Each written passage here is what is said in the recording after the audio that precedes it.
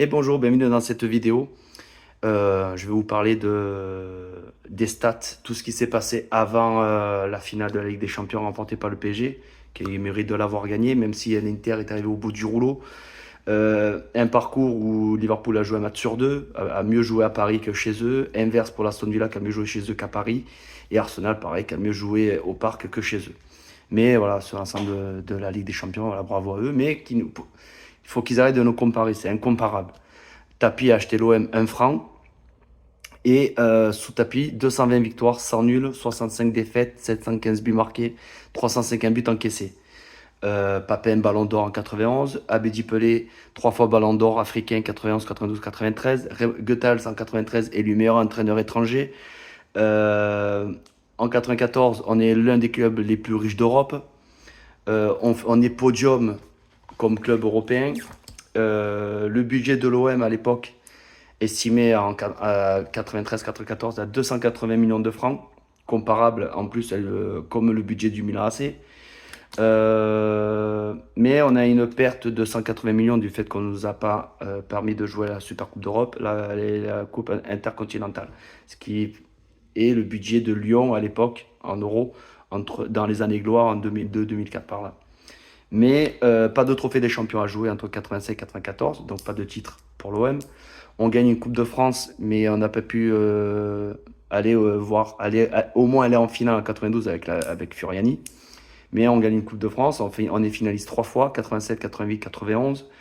On est finaliste, demi-finaliste en 90. On perd chez nous contre le RPN, l'ancêtre du PSG, au Vélodrome.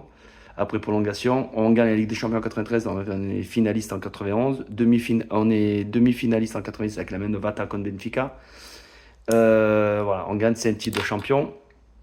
On est 3 vice-champions de France, donc j'ai dit 87, 88 et 94. Et on gagne une Ligue 2 et on est finaliste en 95, on finit deuxième et on remonte en Ligue 1. Donc déjà ça. Ensuite, il y a 16,7 millions de téléspectateurs pour la finale de l'OM sur TF1. Et alors que la finale PSG Inter a rassemblé 13 millions. Il y a eu un pic à 13 millions et demi avec M6 et Canal. Donc le budget de l'OM, c'est 522 millions de francs, ce qui représente 80 millions d'euros en 93. Et en fait, on avait une dette de 400 millions de francs, de francs, oui, mais on avait un budget de 522 millions. Donc, avec la vente, Tapi effaçait la dette chaque année. C'est pour ça qu'il y avait beaucoup de transferts, beaucoup de prêts. Dès qu'un joueur, en fait, il faisait le système étranger. Dès qu'un joueur voulait une prime, je parle par exemple de Alain Boxic, son contrat a mis du temps à venir. On l'a prêté une demi-saison ou une saison à Bordeaux. Quand on a joué à Bordeaux, Deschamps a joué à Bordeaux, parce qu'il y avait des primes que les joueurs voulaient. Il les prêtait, payait le salaire, et Tapi leur donnait la prime qu'ils voulaient. Mais s'il y avait des arrivées, il les prêtait. Tapi faisait ça. Et à la fin de l'année, avec les primes des victoires et les primes de titre, il compensait la dette avec la vente des joueurs. Voilà. Le système était très bien, puisque l'OM a tout gagné. Deux finales Coupe d'Europe, demi-finaliste d'une main. Sinon, ça aurait fait une troisième finale. On a tout gagné en championnat. Coupe de France, on s'est fait sortir par le RP1. On se fait sortir en quart de finale à Saint-Etienne après prolongation durant l'année de 93, l'année de la Ligue des Champions. Donc il n'y a pas grand chose à dire. 94, bon, 93, 94, on finit deuxième, mais on bat 2 fois le PSG. Et c'était là où il fallait vendre des joueurs parce en gros, on n'avait plus rien, plus de budget du fait que ça nous avait encore plus endetté de ne pas jouer à la Coupe d'Europe. Donc, du coup, Tapi a vendu des joueurs de Saï au Milan, Deschamps à la Juve, Boxic ira à la Lazio de Rome, par exemple. Et donc, du coup, Djiméco ira à Monaco, Boli, Japon, il ira à Monaco, il finira au Glasgow Rangers. Voilà. Donc, Angloma finira au Torino, par exemple. Voilà, plein d'exemples comme ça. Bogossian à Parme, alors qu'il était chez nous. Voilà, plein d'exemples de joueurs comme ça. Et donc, beaucoup de joueurs à son arrivée, il rachète l'OM pour 1 franc. Il va s'attourer des grands techniciens comme Hidalgo. Il va prendre des joueurs comme des Giresse à Bordeaux, des Tigana, des Sonny Anderson, des JPP, des Abedi Pelé.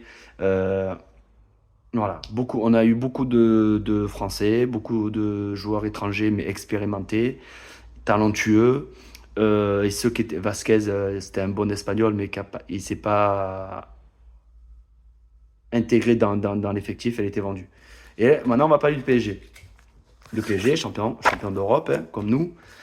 Roten dira ouais, on a gagné 2 Coupes d'Europe, mais Paris en a gagné 3 avec l'Intertoto. Nous, on a gagné 2 Intertoto et une Ligue des Champions, 3 finales chacun. Voilà, eux, ils ont joué juste une finale de plus avec la Super Coupe d'Europe contre la Juve à Wembley. Ils ont perdu 4-0. Ça, ils se rappellent pas trop ça. On verra là la Super Coupe d'Europe contre Tottenham, la Coupe du Monde des clubs. Enfin voilà. Donc avant les Qataris, 2 titres de champion, 3 coupes de la Ligue, une coupe des coupes, une coupe Intertoto et 2 trophées des champions 86-94 et 8 coupes de France. Voilà. Et avec les Qataris, ben, il y a 11 titres de champion, 11 trophées des champions, 6 coupes de la Ligue, 8 coupes de France. Et voilà. Mais ils ont perdu des matchs en Coupe de la Ligue contre Evian, Montpellier, ils les ont éliminés aussi, Marseille aussi, Nice aussi. Et en Coupe de la Ligue, ben, Saint-Etienne, Dijon et Guingamp, ils les ont éliminés. C'est pour ça qu'ils n'ont pas fait carton plein. 31 titres avec les Qataris et 17 titres. Donc il y avait moins de matchs à l'époque des années tapis. 13 000, donc ça je vous l'ai dit, l'audience devant la télé. Nous, il y avait 8 Français titulaires. Je ne compte pas Casoni, Olmeta, Ferreri, Durand et Marquet, qui était enfin, il y a un autre Français, 5 Français qui étaient sur le banc de la finale. Paris, cette année, 1, 2, 3, 4, 5, 6, 7 Français, dont 2 titulaires. Voilà, Dembélé et Doué. Voilà, donc déjà, et Tapi qui est président, repreneur et un businessman. Là, les Qataris, c'est un pays. Un pays qui, chaque année, leur donne 500 millions d'euros par an. Donc, ils ont eu 3 milliards pour gagner la Ligue des Champions. Donc, rien à voir. 18 000, ouais, ils étaient 18 000 supporters de PSG, alors que nous, on était 40 000. Bon, le stade était plus grand. Et donc, ils ont des revenus l'an dernier de 805 milliards d'euros. Et ils sont troisième européen, du coup, par rapport aux revenus. Nous, on était le club le plus riche européen, mais on n'était pas on était dans le top 10 européen. Combien, je ne sais pas, mais si on est au niveau du Milan, on est pareil. Mais à l'heure d'aujourd'hui, on aurait été plus haut qu'eux. Donc, pas de comparaison, il n'y a rien à comparer. Bravo à eux, bravo à nous. Nous, on n'a rien à envier au PSG. Si, d'avoir 500 millions d'euros par an. Mais voilà, au niveau, là, avec la remarque courte, on a fait 2 finales de Coupe d'Europe. Une finale de Coupe d'Europe 2018. Et on a joué une finale de Coupe de France. Une finale de Trophée des Champions. Là, on va jouer notre deuxième finale de Trophée des Champions contre le PSG une nouvelle fois. Voilà, donc il n'y a rien à envier. On est souvent on finit souvent au podium. On finit en moyenne des cas généralement deuxième, à part 2-3 saisons. Voilà. C'était juste pour faire un petit rappel de tout ça. Et allez l'OM, à jamais le premier. Et vous, Parisiens, cherchez-vous un slogan. Forza l'OM. Et à bientôt pour la vidéo que je vous ai promis, un problème de magnétoscope. Bonne semaine.